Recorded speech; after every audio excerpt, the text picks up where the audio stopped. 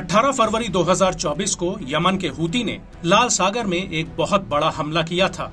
इस दौरान हूती ने ब्रिटेन के रूबीमार मालवाहक जहाज पर एंटी शिप बैलिस्टिक मिसाइल दागी थी।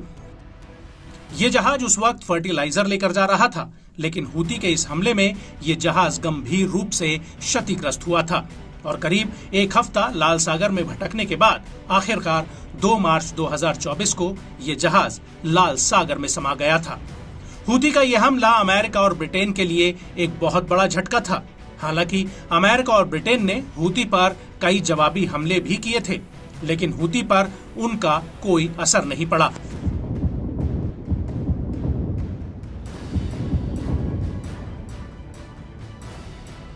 लेकिन तब से लेकर अब तक लाल सागर से लेकर अरब सागर और हिंद महासागर हूती के हमलों की वजह से दहल रहा था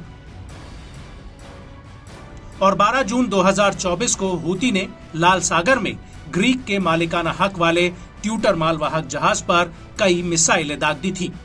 ये जहाज उस वक्त कोयला लेकर जा रहा था और इस हमले को लेकर अमेरिकी सेंट्रल कमांड यानी सेंटकॉम ने कहा था कि हूती के हमले में जहाज के इंजन रूम को गंभीर नुकसान हुआ है और जहाज में पानी भरने लगा था। हालांकि जहाज के चालक दल को सुरक्षित वहां से निकाल लिया गया था, लेकिन अब ये दूसरा ऐसा जहाज बन गया है जो लाल सागर में डूब गया है। रिपोर्ट्स के मुताबिक 19 जून 2024 की सुबह ट्यूटर जहाज समुद्र में पूरी तरह से समा गया है। इसको लेकर ब्रिटेन की मैरीटाइम ट्रेड ऑपरेशन सेंटर ने भी पुष्टि कर दी है। एजेंसी ने लाल सागर और आसपास के इलाके में मौजूद नौसैनिकों को चेतावनी भी जारी की है। यूकेएमटीओ का कहना है कि सैन्य अधिकारियों ने बताया कि जहाज की आखिरी लोकेशन पर समुद्री मलबा और तेल देखा गया है। ऐसा माना जा रहा है कि ट्यूटर जहाज डूब गया है।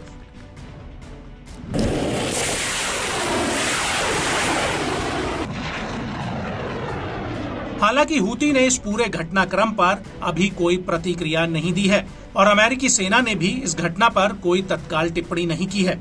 आपको बता दें कि 12 जून 2024 को हूती ने विस्फोटक से लदी एक ऑटोमेटिक नाव को इस जहाज पर हमला करने के लिए भेजा था, जिसने सीधे इस जहाज को टक्कर मारी थी, जिसके बाद जोरदार धमाका हुआ था। अमेरिकी सेना के मुताबिक इस हमले में जहाज के एक चालक दल सदस्य की मौत हो गई थी, जो फिलीपींस का रहने वाला था। आपको बता दें कि हूती ने जिस नाव को भेजा था उसमें भारी मात्रा में विस्फोटक लदा था, जिससे इस हमले की भीषणता और ज्यादा बढ़ गई थी। और आपको ये भी बता दें कि हूती अभी तक मालवाहक जहाजों और युद्धपोतों पर 50 से ज्यादा हमले कर चुका है, जिसमें 4 सेलर्स की मौत हो चुकी है, जबकि नवंबर 2023 में हूती ने एक जहाज का अपहरण कर लिया था, जो अभी तक हूती के कब्जे में है। और इसके बाद जनवरी 2023 में अमेरिका की अगुवाई में यमन के भीतर हूती के ठिकानों पर कई हमले हुए थे, जिसमें कम से कम 16 लोग मारे गए थे, जबकि 42 लोग घायल हुए थे।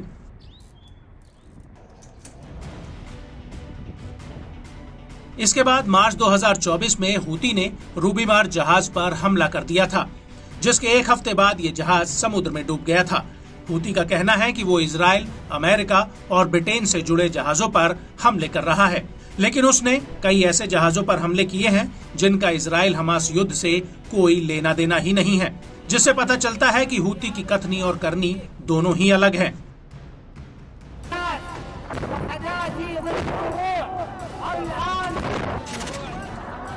और हूती के इन हमलों को लेकर अमेरिकी खुफिया विभाग ने एक रिपोर्ट में दावा किया है कि दिसंबर 2023 से लाल सागर में मालवाहक कंटेनरों की आवाजाही 90% तक कम हुई है।